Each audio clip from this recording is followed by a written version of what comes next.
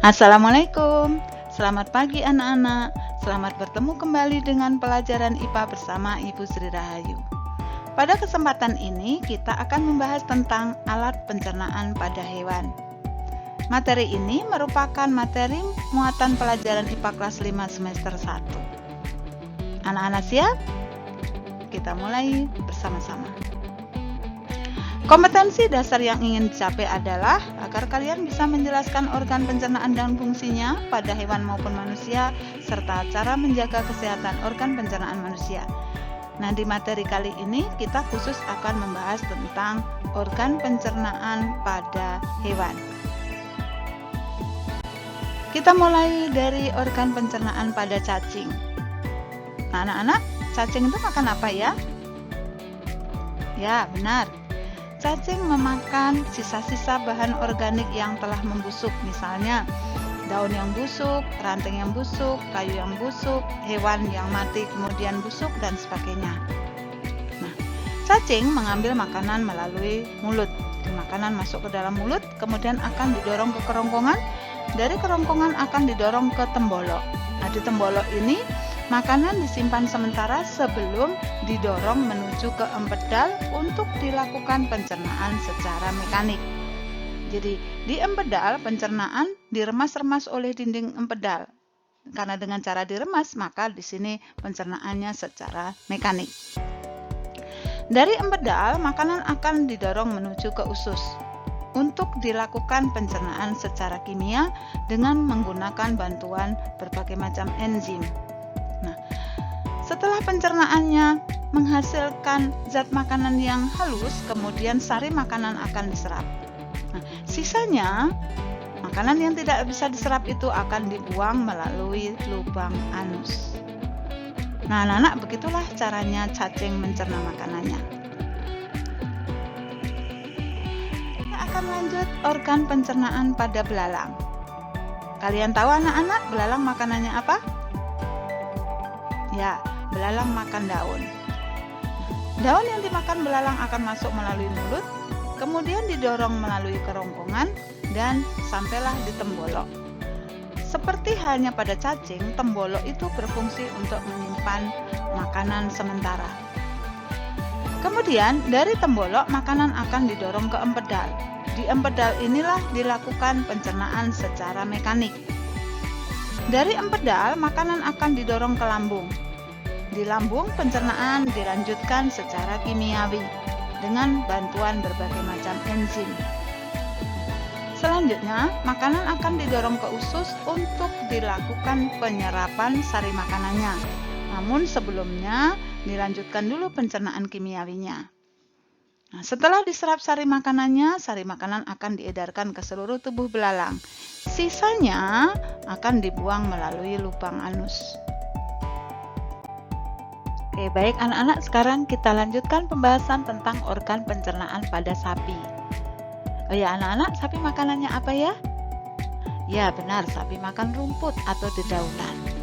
Nah, sapi dikenal sebagai hewan ruminansia atau hewan memamah biak. Kenapa dinamakan demikian? Kita akan bahas sekarang. Rumput yang dimakan sapi akan masuk ke dalam mulut untuk dikunyah sebentar. Setelah itu, rumput akan ditelan dan masuk ke dalam saluran kerongkongan atau esofagus. Oleh kerongkongan, makanan akan didorong masuk ke lambung bagian rumen. Di rumen ini, makanan disimpan sementara dan dilanjutkan dengan penghancuran selulosa dengan bantuan bakteri. Dari rumen, makanan akan didorong masuk ke lambung ruangan retikulum. Di retikulum, makanan diaduk-aduk, dicampur sampai terbentuk kumpalan-kumpalan atau bolus. Bolus kemudian akan didorong menuju ke mulut lagi melalui esofagus. Nah, di mulut dilakukan pengunyahan tahap kedua. Nah, ini anak-anak, jadi sapi itu mengunyah makanan itu 2 tahap. Makanan yang sudah ditelan kembali lagi ke mulut untuk dikunyah kembali. Itulah makanya sapi itu kalau kita lihat mulutnya selalu dalam keadaan mengunyah dan disebut hewan memamah biak. Setelah pengunyahan tahap kedua, makanan akan ditelan kembali anak-anak. Melalui kerongkongan, makanan akan dibawa ke omasum. Di omasum ini terjadi pencernaan secara kimiawi dan penyerapan air. Setelah itu, makanan akan didorong ke abomasum atau perut masam. Kenapa dinamakan perut masam, anak-anak? Karena di sini terdapat asam klorida yang berfungsi untuk membunuh kuman. Di samping itu, di abomasum inilah terjadi pencernaan secara kimiawi. Setelah itu, makanan akan didorong menuju ke usus untuk diserap sari-sari makanannya. Sisa makanan yang tidak bisa diserap akan dibuang melalui lubang anus. Oke anak-anak, sekali lagi, jadi sapi itu memiliki 4 ruangan lambung, yaitu rumen, retikulum, omasum, dan abomasum. Secara rincinya seperti ini anak-anak, sudah ibu tuliskan di sini. Jadi di mulut itu merupakan tempat makanan masuk, kemudian kerongkongan itu hanya untuk menyalurkan makanan menuju ke lambung. Nah, kemudian lambung terdiri dari 4 ruangan, rumen, retikulum, omasum, dan abomasum. Rumen disebut juga perut besar, di mana di dalamnya terdapat bakteri penghancur selulosa atau serat. Kemudian di retikulum makanan dicerna sehingga membentuk gumpalan atau bolus dan kemudian didorong kembali ke mulut untuk dikunyah lagi. Dari mulut kemudian ditelan lagi masuk ke kerongkongan dan masuklah omasum atau perut buku. Di sini terjadi pencernaan secara kimiawi dan penyerapan air. Dari omasum makanan akan didorong ke abomasum untuk terjadi pencernaan secara kimia dengan bantuan enzim. Misalnya enzim renin untuk mencerna protein, dan disinilah terdapat asam klorida yang berfungsi untuk membunuh kuman. Dari abomasum makanan akan didorong ke usus untuk dilakukan penyerapan sari makanannya. Nah, yang tidak bisa diserap akan dibuang melalui lubang anus. Oke. Kita lanjutkan pencernaan pada ikan. Oke. Ikan makanannya apa ya anak-anak? Oke, baik. Ikan yang kecil makanannya bisa makan plankton. Ikan yang lebih besar makanannya bisa makan ikan teri. Ikan kecil bisa juga makan udang. Tetapi ikan yang lebih besar akan memakan ikan yang lebih kecil, gitu. Nah, pada ikan makanan akan masuk melalui rongga mulut, ditelan, kemudian masuk kerongkongan atau esofagus.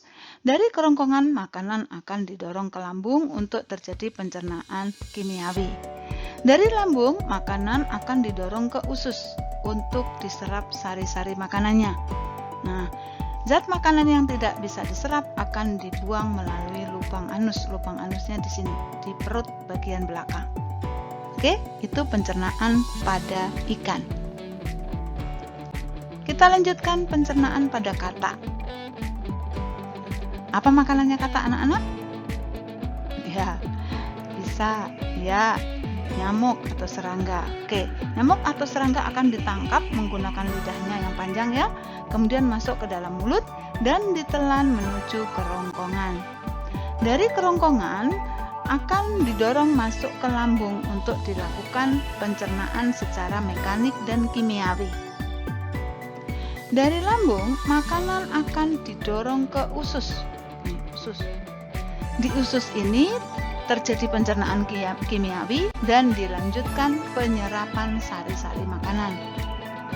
Zat makanan yang tidak bisa diserap akan dibuang melalui kloaka. Nah, kenapa bukan anus anak-anak? Nah, ini bedanya. Kalau anus itu lubang yang khusus untuk membuang feses atau BAB. Tetapi kalau kloaka itu satu lubang, tetapi gunanya ada 3, yaitu untuk membuang feses atau BAB, untuk kencing atau membuang urin, dan untuk reproduksi atau kawin. Nah, jadi itu bedanya. Kalau hewan lain punyanya anus, kalau katak itu sistem pembuangannya masih satu, jadi satu. Jadi namanya kloaka. Oke? Oke anak-anak, kita lanjutkan pencernaan pada buaya. Buaya makanannya apa anak-anak? Ya, makanannya daging. Bisa ayam, bisa kambing, bisa domba, bisa juga ikan. Makanan akan masuk melalui mulut, kemudian ditelan menuju ke kerongkongan. Dari kerongkongan makanan akan didorong hingga ke lambung. Nah, makanan itu di lambung inilah mulai dicerna secara mekanik dan kimiawi dengan bantuan berbagai macam enzim. Lalu, dari lambung makanan akan didorong ke usus untuk dilanjutkan pencernaan secara kimiawi, dan setelah itu diseraplah sari makanannya. Sisa makanan yang tidak bisa diserap akan dibuang melalui kloaka. Buaya mengeluarkan feses melalui kloaka seperti halnya pada katak. Kloaka juga berfungsi untuk kencing atau mengeluarkan urin dan juga untuk mengeluarkan telur dalam rangka bereproduksi. Baik anak-anak, sekarang kita lanjutkan pembahasan tentang organ pencernaan pada burung. Di sini misalnya pada ayam. Oh ya anak-anak, ayam makanannya apa? Ya benar, ayam bisa makan jagung, bisa makan beras, bisa makan nasi, tapi juga bisa makan cacing ataupun katak yang kecil. Nah, makanan-makanan itu akan masuk melalui paruh, kemudian ditelan menuju ke kerongkongan dan sampailah di tembolok. Tembolok ini merupakan pelebaran dari kerongkongan.